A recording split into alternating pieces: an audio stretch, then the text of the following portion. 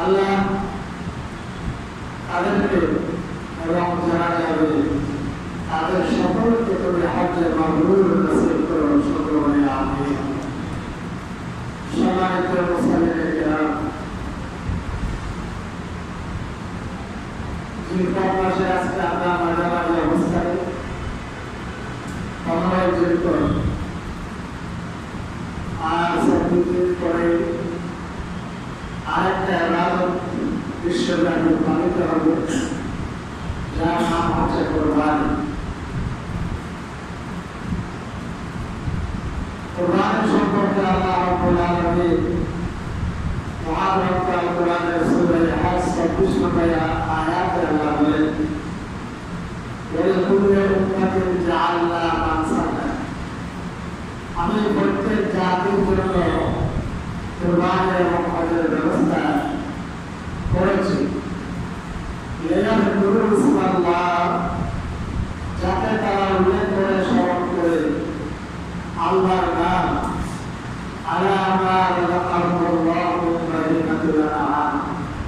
আমি আল্লাহকে তাদেরকে চতুষ্পদ যন্ত্র দান করেছি, এই চতুষ্পদ যন্ত্র শুক্রিয়া স্বরূপ তারা যাতে আমি আল্লাহর নাম তা উল্লেখ করি। সম্মানিত মুসলিম কিরাম, আয়াতের মাধ্যমে আমরা জানতে পারি কোরবানি এটা প্রত্যেক জাতির মধ্যে অতীত থেকে ছিল, এটা আছে। কোরবানি সম্পর্কে লক্ষ্য হচ্ছে আল্লাহর নৈকট্য অর্জন, আর শরীয়তের পরিভাষায় কোরবান বলতে বোঝায় পশু জবাই করে, চতুর্থ জন্তু জবাই করে আল্লাহর নৈকট্য অর্জন করার নাম হচ্ছে কোরবানি। আজ থেকে আমরা এই কোরবানি নিয়ে ইনশাআল্লাহ ধারাবাহিক আলোচনা করব। আজকে আলোচনা করব সংক্ষেপে কোরবানির ইতিহাস, কোরবানি কখন থেকে চালু হয়, কিভাবে চালু হয়, এই ব্যাপারে আল্লাহ কোরআন সাক্ষী দেন। সূরা মায়েদা 27 নম্বর আয়াত আল্লাহ রাব্বুল আলামিন বলতেছেন, ওয়াতলু আলাইহিম নাবাই বানায়া তামামু বিলহক ইয ক্বাররাবা কুরবানা ফাতাকাব্বালা মিন আহাদিহিমা ওয়া লাম ইউতাকাব্বাল মিনাল্লাহ ক্বালা লা আকুতুলান্নাক ক্বালা ইন্নামা ইয়াতাকাব্বালুল্লাহু মিনাল মুত্তাকিন। আল্লাহ রাব্বুল আলামিন আমাকে আদিমকে উদ্দেশ্য করে বলেন, হে নবী, আপনি আপনার উম্মতের নিকট আলাপ করে শোনেন, পাঠ করে শোনেন আদম আলাইহিস সালামের ভূসন্তানের ইতিহাস সংবাদ পাঠ করে শোনেন, সেটা হলো সত্যবাদী। এই যে তারা যখন দুটাই কোরবানি করেছে,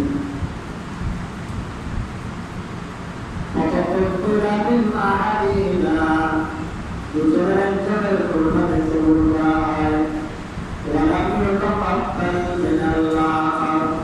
অমরজনের কোরবানি কবুল হয় না। যার কোরবানি কবুল হয় নাই সে বলল, যার কোরবানি কবুল হয়েছে তাকে উদ্দেশ্য করে আমি তোমাকে অবশ্যই হত্যা করব।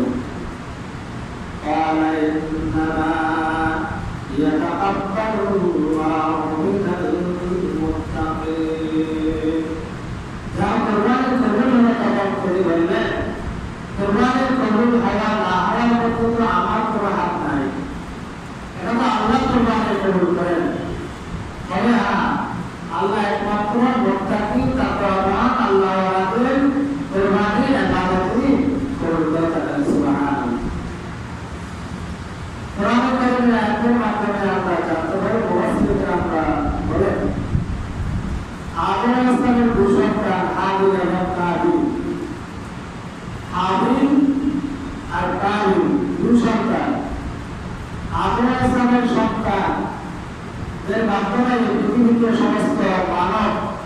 ইসলাম লাভ করেছে। বা অবস্থানের ঘরে একসাথে একটা পুরুষ আর একটা মেয়ে হতো, জনসংখ্যা হতো। এক বর্ণের মেয়ের সাথে অপর বর্ণের পুরুষের বিয়ে হতো।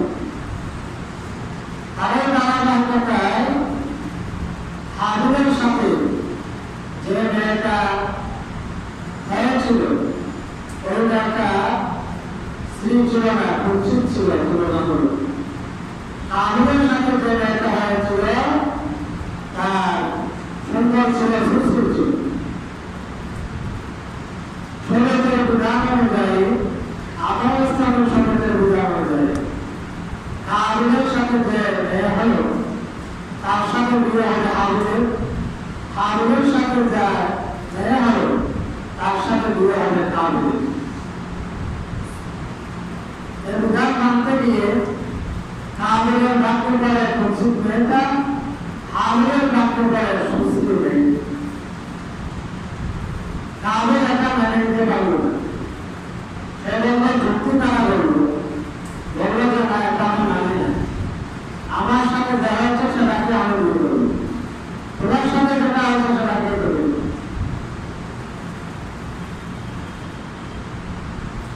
যুক্তি শরীরের যুক্তি দিয়ে বোঝা যায় না, শরীরের বাংলার বিধান হিসাবে মানতে হবে। সে তারা যুক্তি দিয়েছিল আফগানিস্তানকে সেটা না করার জন্য। বেশি যুক্তির পিছনে যারা একটা সরকারের কাজ, আর মুসলমানদেরকে বোঝায় যারা আল্লাহ রসুলের বিধানকে আল্লাহ বলেছেন, রসুল বলেছেন, কোরআনে আছে, হাদিসে আছে, বিশ্বস্ত সূত্র যদি এটা প্রমাণিত হয়, আমান্না সাল্লাল্লাহ সামি'না ওয়া আতা'না, আমি শুনলাম, মানলাম, মেনে নিলাম, এটার নাম হচ্ছে মুসলমান। কোরআন বেশি যুক্তি কাটা এটা হচ্ছে প্রথম থেকে সরকারের কাজ। আপনাকে জানতে হবে কোরআনে আছে কিনা, হাদিসে আছে কিনা, আল্লাহ বলেছে কিনা, রাসূল বলেছে কিনা।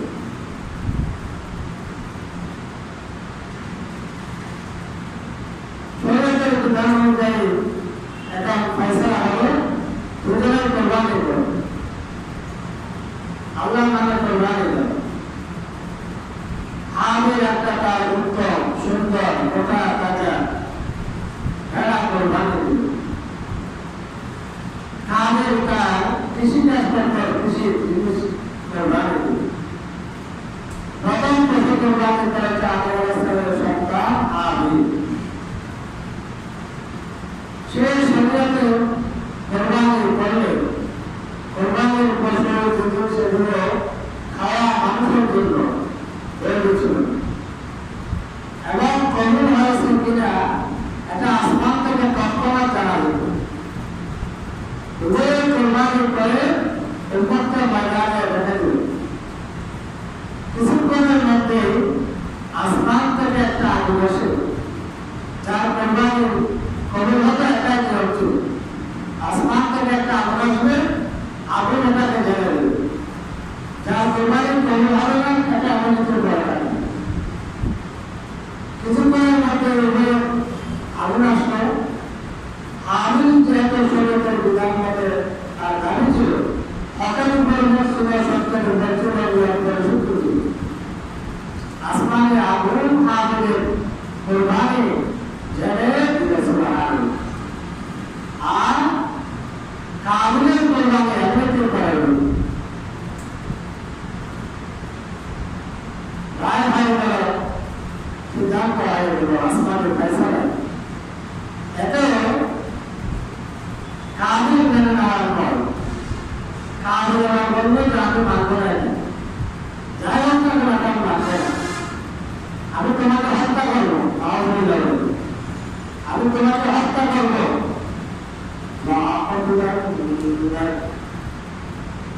আমি তোমাকে হত্যা করবো। قال إنما يتقبل الله من المتقين। হাবিল কথা বলছে। হাবিল বলল যে আজকের কোরবানি কবুল হওয়া না হওয়া আমার হক। আল্লাহ তাকওয়াবান হক ব্যক্তিকে, সত্যবাদী ব্যক্তিকে আল্লাহ তাআলা কবুল করেন। হাবিল তখন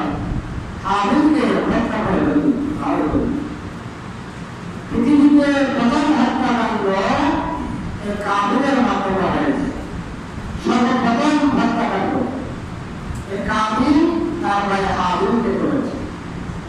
নারী সম্পর্কিত কারণে প্রথম অপরাধের হত্যাকাণ্ডের অপরাধ যেহেতু কাবিল করেছে, ওলামায়ে-কেরাম সবাই একমত এরপর থেকে যত হত্যাকাণ্ড, অন্যায় হত্যাকাণ্ড পৃথিবীতে সংঘটিত হয়, ওই প্রত্যেক হত্যাকাণ্ডের পাপের একটা অংশ কাবিলের আমলনামায় যুক্ত হবে। নাউজুবিল্লাহ।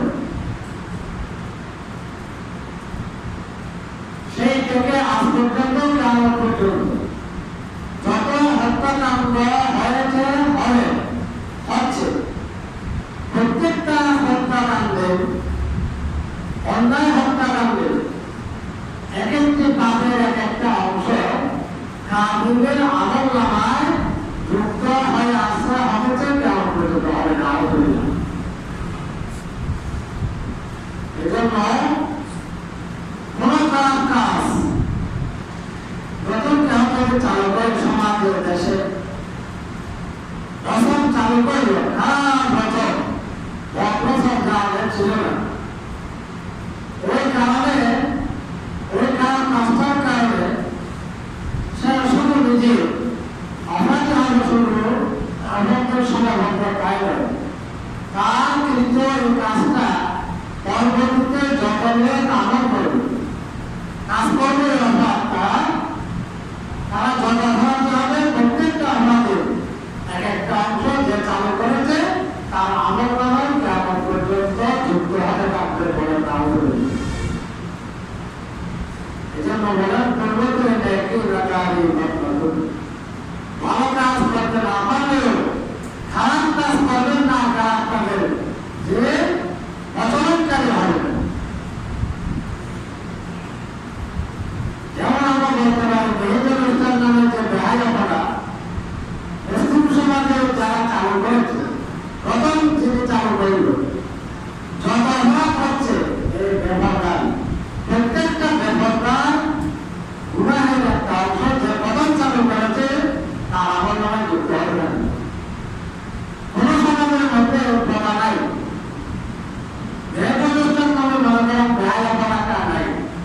আপনি টাকা পয়সা হয়ে গেছে, ডেভেলপ হয়ে গেছে, নিজেকে আর অনেক কিছু মনে করতেছে, টাকা আছে, পয়সা আছে, ক্ষমতা আছে, আপনার সমাজে নিয়ে আপনি কাজটা চালু করেন, তারপরে দেখা দেখি অন্যরা চালু করা শুরু করে।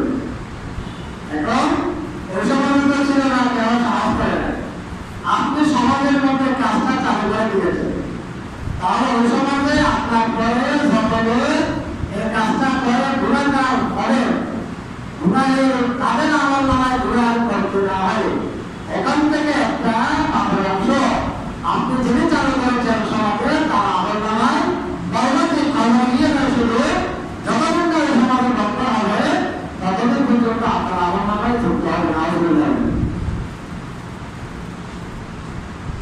বলছিলাম কোরবান ইতিহাস, তাহলে আমরা জানলাম যে কোরবানি করার উপর একটা কথা, যে আদম ইসলামের যুগ থেকে আমরা তার প্রচলন দেখতে পাই।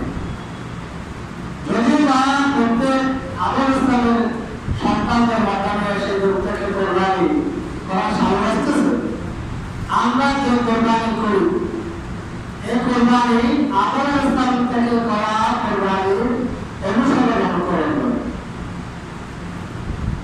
আমরা রাসূল সাল্লাল্লাহু আলাইহি ওয়াসাল্লামকে প্রশ্ন করব, শাস্ত্র সাহাবায়ে কেরাম বললেন যে ইয়া রাসূলুল্লাহ মা হাযিল আওয়াহি, ইয়া রাসূল কোরবানি এটা কি? ক্বালা সুন্নাতু আবিকুম ইব্রাহিম, এটা হচ্ছে তোমাদের ধর্মের পিতা, জাতির পিতা সাইয়েদনা ইব্রাহিম আলাইহিস সালামের আদর্শকে পুনর্জীবিত করা, আদর্শের অনুসরণ করবে। এটা গতানুগতিক চলে আসা এটা কোরবানি নয়। তোমাদেরকে যে কোরবানি করার আমি নির্দেশনা দিচ্ছি এটা হচ্ছে যে আদম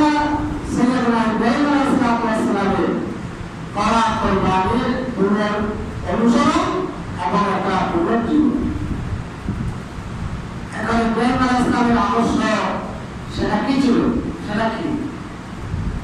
আল্লাহ রাব্বুল আলামিন কোরআনে কারীমের সূরা আস-সাফফাত এর মধ্যে ইব্রাহিম আলাইহিস সালামের কুরবানির ইতিহাসটা ঘটনা সবিস্তারে বর্ণনা করেছেন। সূরা ইয়াসিনের পরবর্তী সূরা আস-সাফফাত এই সূরার মধ্যে ইব্রাহিম আলাইহিস সালামের কুরবানির ইতিহাসটা তিনি বিস্তারিত বর্ণনা করেছেন।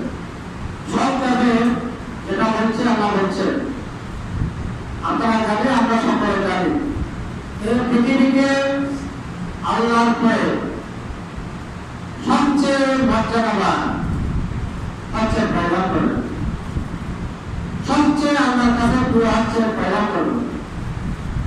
পয়গম্বরদের নবীদের চেয়ে প্রিয় কোনো ব্যক্তি, কোনো মানুষ আল্লাহর কাছে নেই। এখনো সত্য হাদিস শরীফে এসেছে, আশাকুল বানায়ে বানাউল আমবিয়া আল আমসালু ফাল আমসাল, সবচেয়ে বেশি পৃথিবীতে পরিচিত হয়েছেন পয়গম্বর। এরপরে পয়গম্বরদের আদর্শের উপর যারা যত বেশি থাকবে, পয়গম্বরদের নবীদের আদর্শের মধ্যে যারা যত বেশি চলবে, তাদের উপর তত বেশি পরীক্ষা আল্লাহর পক্ষ থেকে। এক একজন পয়গম্বররা যতগুলো পরীক্ষা সব আল্লাহর পক্ষ থেকে হয়েছে, এগুলো দাসীহীনই হবে। এই কোরবানির তারা গান গেল, তাই ইব্রাহিম আলাইহিস সালামের উপর আল্লাহর বড় পরীক্ষার একটা পরীক্ষা। আল্লাহ কোরআন নিজে বলছে,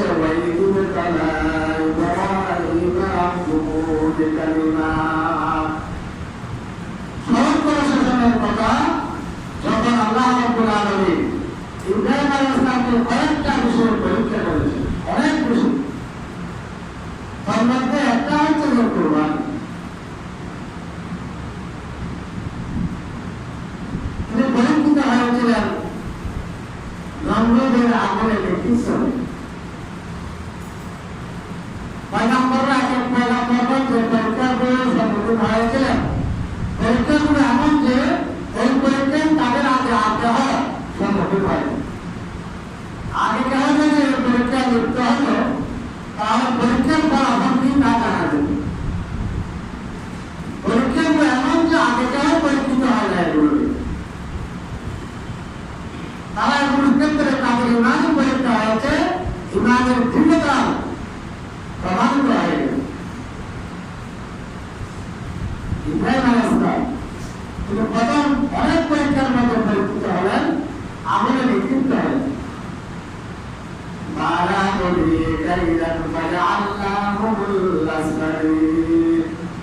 ইব্রাহিম আলাইহিস সালাম মূর্তি নামরুদ নামদার দেবতার নাম আমার কারণে সবাই জানে, তাকে রাষ্ট্রদ্রোহ মামলায় গ্রেফতার করা হয়। সে সমাজে নামরুদের রাষ্ট্রের মধ্যে মূর্তিকে গায়ে দেওয়া নিষিদ্ধ ছিল, রাষ্ট্রদ্রোহ মামলা হতো। বর্তমান যুগে যেমন বিভিন্ন কারণে রাষ্ট্রদ্রোহ মামলা, আর রাষ্ট্রদ্রোহ মামলার শাস্তি ছিল আগুনে পুড়ে মারতে হবে। ইব্রাহিম আলাইহিস সালামকে গ্রেফতার করা হলো নামরুদ, যে দেবতা আমার মূর্তি এগুলো বহু নয়, রথ নয়, একথা বলার কারণে। এটা তো মহাপরীক্ষা, এটা বলা উদ্দেশ্য নয়। সবাই তো একমাস কাছে ইবনে কাসির লেখা হয়েছে, তাকে শাস্তি দিল কেন নাই দিল জাতি, সবাই তার বিরুদ্ধে চলে যাবে। কেমন ইব্রাহিমের পক্ষে পুরো জাতি, পুরো রাষ্ট্র তার বিরুদ্ধে। আমরা যেমন এখন আসছে না, একমত করে চলতে হবে, এই কথা হবে, এই কথা পয়গম্বররা বলে করে।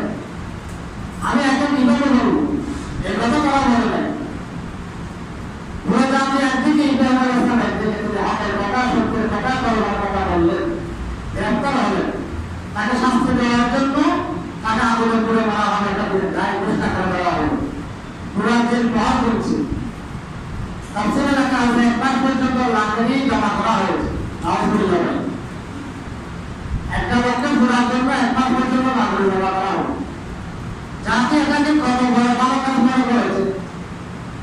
যাদের কোনো টাকা পয়সা নাই, টাকা পয়সা আছে তারা টাকা পয়সা দিয়ে সহযোগিতা করবে রাষ্ট্রকে, যাদের নাই যেটা ওই সময় তফসিলে রাখতেছে কারণ যদি আমরা যখন রোকসোক করে আমরা ওই জায়গাটা দাওয়াত করাবো মসজিদে ওইগুলো ওই এক মাসের সময়ের মধ্যে ইব্রাহিম আলাইহিস সালাম যখন রাষ্ট্রদ্রোহ মামলায় গ্রেফতার হলো তখন এই নমরুদের লোকেরা মান্নাত করতো আমার এই লোকটা বলা হবে আমি ইব্রাহিমকে আগুনে পোড়ানোর জন্য যে করতে হবে সেখানে এত টাকা লাগবে দেবো সকল লোক আগুন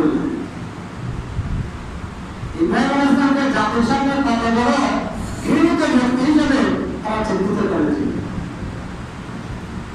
এই কাজটা অতিবা হয়েছে চলে যাচ্ছে এখনো সরকারকে আমার পর্যন্ত চলে না শয়তানরা নাস্তিকরা এই কাজগুলো করে দেয় যা ইব্রাহিম আলাইহিস সালাম আগুনে নিক্ষিপ্ত হয়। এটা একটা বড় পরীক্ষা, তখন আধুনিকতা তার কোনো বসন্ত করে নাই সুবহানাল্লাহ। সেখান থেকে বাইরে হলেন, এখানে তো অনেক চেষ্টা করলেন লোক হচ্ছে না, আল্লাহ আদেশ দিলেন এখান থেকে চলে যাও, এখান থেকে চলে যাও ইব্রাহিম। ইরাক ইব্রাহিম আলাইহিস সালাম যেখানে দাওয়াতের কাজ করেছিলেন সেটা হচ্ছে বর্তমান ইরাক। সেখান থেকে তিনি সিরিয়ার উদ্দেশ্যে যাত্রা করলেন আল্লাহর আদেশে।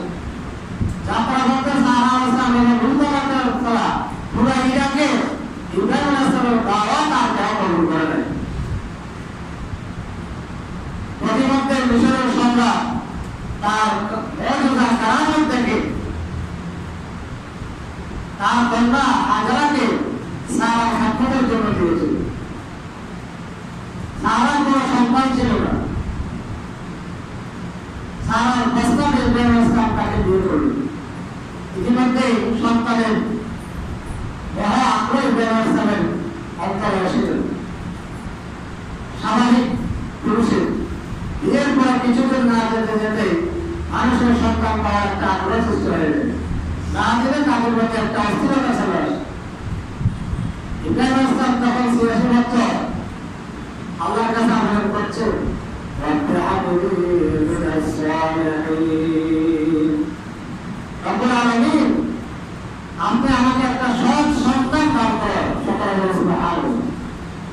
সৎ সন্তান চাইলেন, যেন যেন সন্তান না, সন্তান চাওয়ার সময় প্রতি বছর বলতে হয়, এটাই বলতে হবে আল্লাহ আমাকে সৎ সন্তান দাও। অনেক মানুষ আপনার সন্তান হেঁটে যাচ্ছে, আরেকজন বলবে আপনার আল্লাহ জমিন আপনার সন্তান থেকে পানা চায়, আপনি নিজে পানা চান। আজকে সামাজিক সোশ্যাল মিডিয়ার মধ্যে দেখা যায় নিজের সন্তানকে নিজে হত্যা করতেছে, নিজের সন্তানকে নিজে জেলে দিচ্ছে। ইব্রাহিম আলাইহিস সালাম আল্লাহর কাছে আবেদন করছে রব্বি হাবলি মিনাস সালিহিন, রব্বুল আলামিন আপনি আমাকে একটা সৎ সন্তান দান করুন। আল্লাহ তাকে ঘোষণা করলেন ফাবাশশারনাহু বিগুলামিন হালিম, আমি তাকে একটা ধৈর্যশীল যেমন চেয়েছে তেমন সন্তান দান করলাম। সকলে বলি আলহামদুলিল্লাহ সুবহানাল্লাহ। কেমন সন্তান ছিল পরবর্তী যে ঘটনায় আমরা তার প্রমাণ পাবো তেমন ধৈর্যশীল। নামটা ছিল ইসমাইল। সন্তান দিল, সিরিয়াতে অবস্থান করছে, পরীক্ষা আগুনে নিক্ষিপ্ত হলেন, বাইর হলেন, পরীক্ষা উত্তীর্ণ হলেন। আবার বলা হয়েছে না টাকা দাও না দেশ ত্যাগ করো, ছেড়ে আসলেন, সিরিয়া অবস্থান করছে। একমাত্র সন্তান, একটি সন্তান। আল্লাহ আবার পরীক্ষা করছেন, ইব্রাহিম সন্তানকে নিয়ে তুমি হিজরত করো। সারা এখানে থাকবেন, হাজরা এবং ইসমাইলকে আমি যেখানে বলবো তুমি তাদের নিয়ে চলো। কোথায় যাবো তুমি চলতে থাকো, আমি যেখানে বলি সেখানে তুমি রেখে আসো। আপনি কোথাও একটা বাসা দেবেন, চলে যাবেন, আপনার স্ত্রী আমাদের একটা বাসা ঠিক করে দেন, কোথায় রেখে যাবেন আমি আজকে ঘুরে দিকে বাসাটা কেমন এখানে হবে না এটা দেখে শুনে তারপরে যাবেন। পরীক্ষাগুলো এমন যে এমন একটা পরীক্ষা তারা পরীক্ষিত হওয়ার আগে এরকম পরীক্ষায় সংগঠিত হয়। এবার বলছে ইব্রাহিম সন্তান এবং স্ত্রীর সামনে চলো, কোথায় যাবে কিভাবে যাবে তুমি চলতে পারবে, আমি যখন বলবো স্থির হবে তখন তুমি চলে আসবে। ইব্রাহিম আলাইহিস সালাম মা হাজরা এবং ইসমাঈলকে নিয়ে চললেন এবং চলতে